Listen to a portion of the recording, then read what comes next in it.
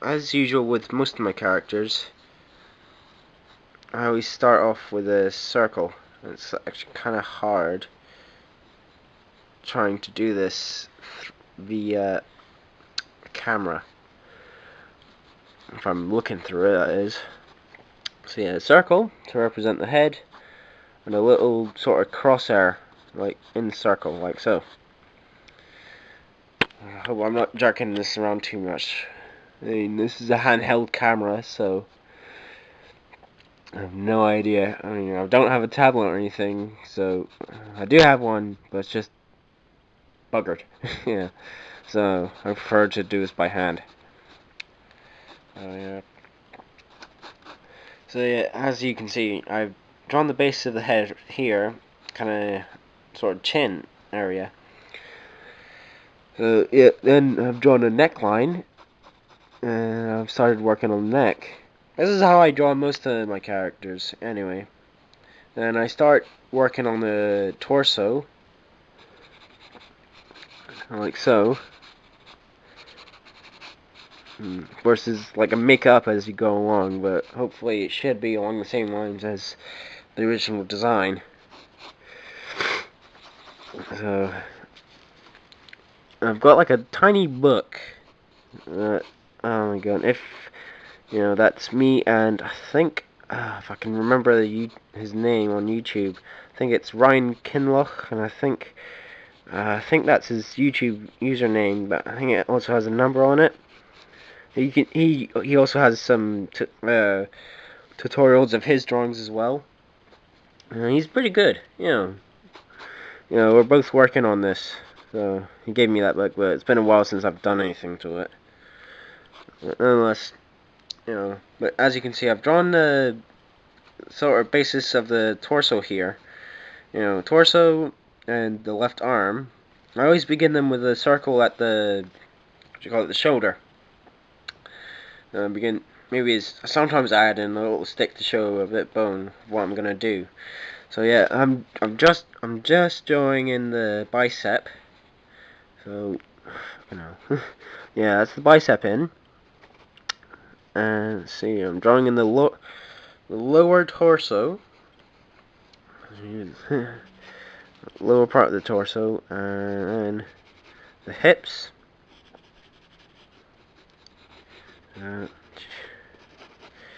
See, so it looks straight. Okay. Hopefully that looks good from your end. Let's see, yeah. So yeah, I draw the torso like that. On a sort of, what do you call it? A sort of, I don't know, one of those sort of shape that you used to draw, birds as when you were little kids. So work. I always do this with every single leg. When I'm drawing legs. I always draw, sticks. Because we work with sticks, don't we? We always have done. I add in the thigh. I always round it off for some reason. It's what I do. And sorry about that. I work on, I work back on the arm. So I always randomly work on one piece and then on another. But you can do it your way. But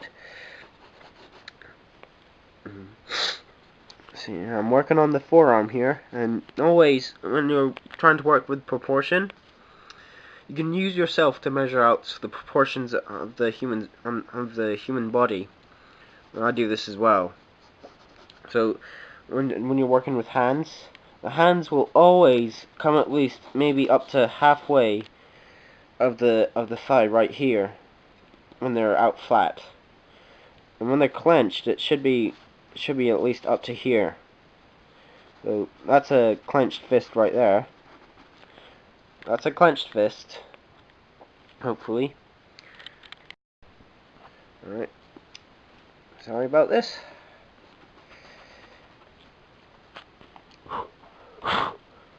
Yeah, I always blow away my rubbings. And that is like a sort of flat out hand. So, what I'm gonna do here, I think I might just give him a clenched fist just to avoid a bit of detail.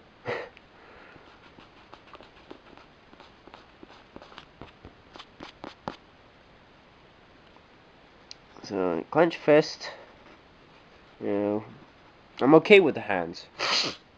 Yeah, but, you know.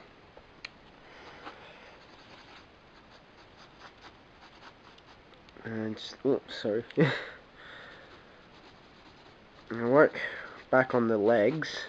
I'm not, when it comes, for some reason, when it comes to, what you call it, the shins, whenever I do them going, you know, going off the screen, or the paper, I always make them look like pipes.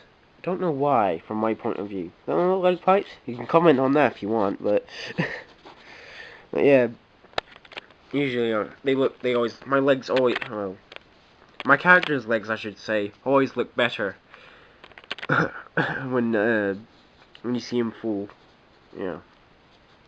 So when you're drawing legs, they're pretty tricky.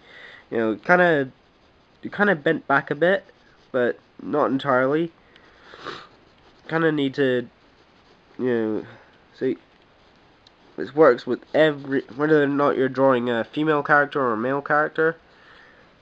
The legs are always usually around the same area, unless of course, you know, your character's gonna have like beefy legs, but I highly doubt that. Alright, just rub out those lines there. Yeah.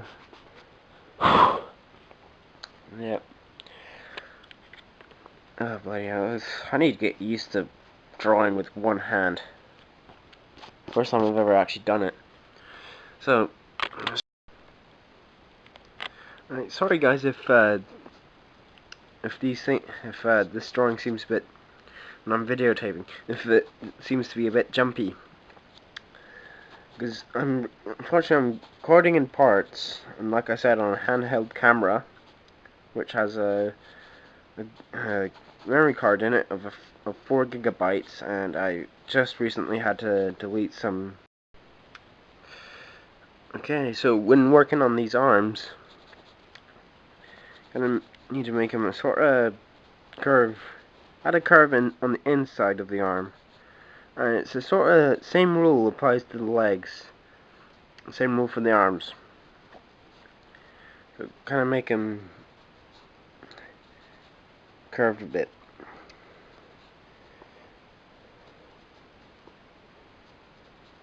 Now, I'm gonna have Toshiro be handling a sword.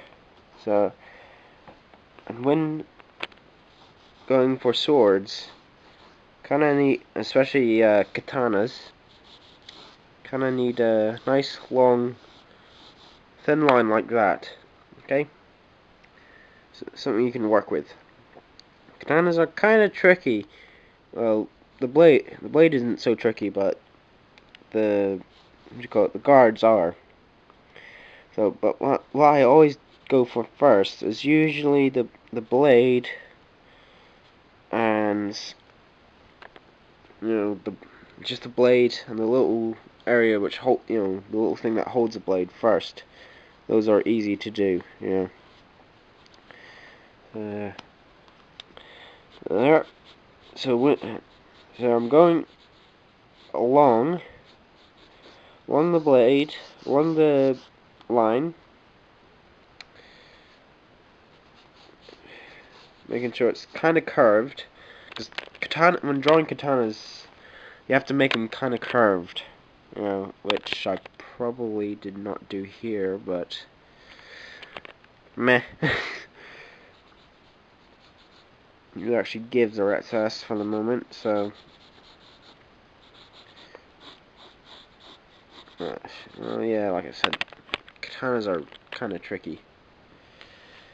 Right, especially when you're holding a camera.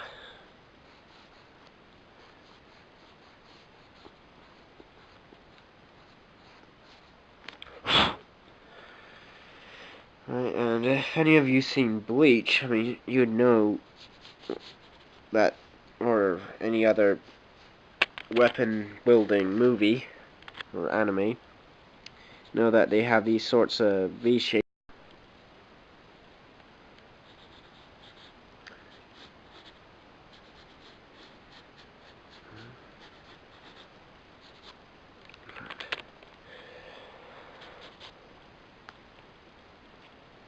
So basically, I have right now. You have the basic body structure. Now you just need to work on the detail of the human face. Okay, so yeah.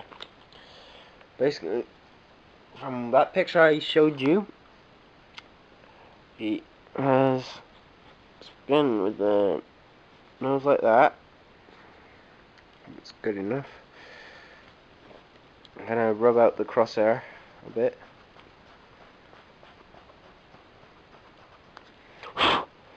And gonna build bridge the eye. I'm working on the eye area. It's usually one of the first areas that you work on. So give him a couple of maybe a bit wide eyes there, but a couple of ears like that. Give him a good strong jaw. That's one needs to be sharpened.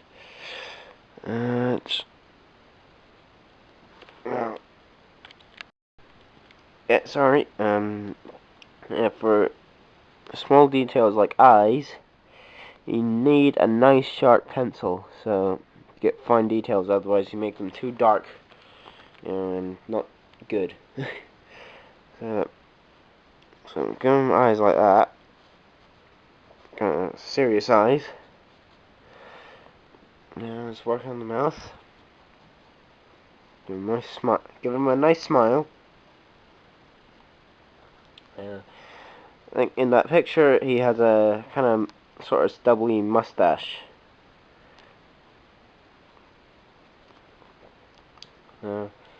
Let's work on the hair. Well, actually no. Before we work on the hair, let's work on that other eye.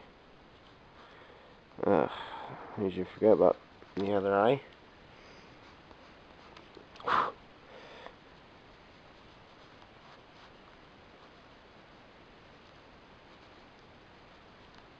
Basics. And as you can see, there's his namesake. You know, the Japanese namesake, Nekometsuki. You know, cat eyes. Yeah. Let's give him some kind of thinnish eyebrows.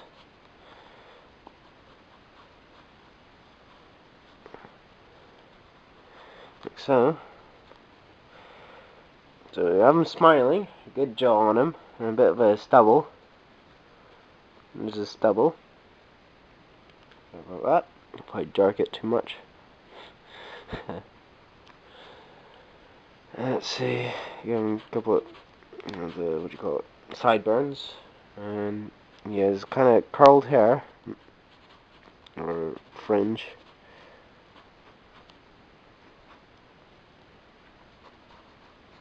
Like so. And it kind of curls up a bit there. Around there. And kind of spikes around the back. And it's kind of normal around the top. There. And just rub out the inside. And there you go, there's his face. Voila. Now, let us move on to the body. So I am going to add a belt on the waist.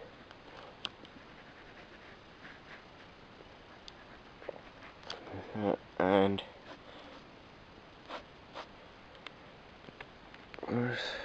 I will add a sheath.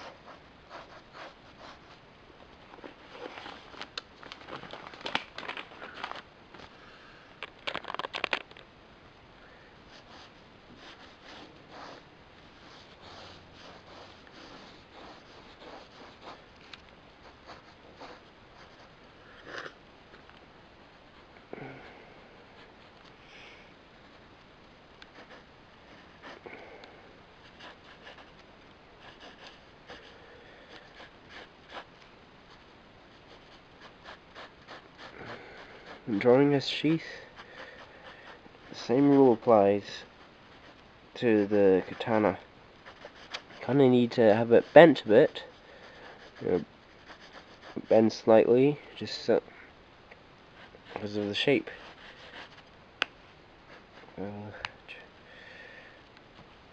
And it needs to be slightly bigger, or slightly wider I should say.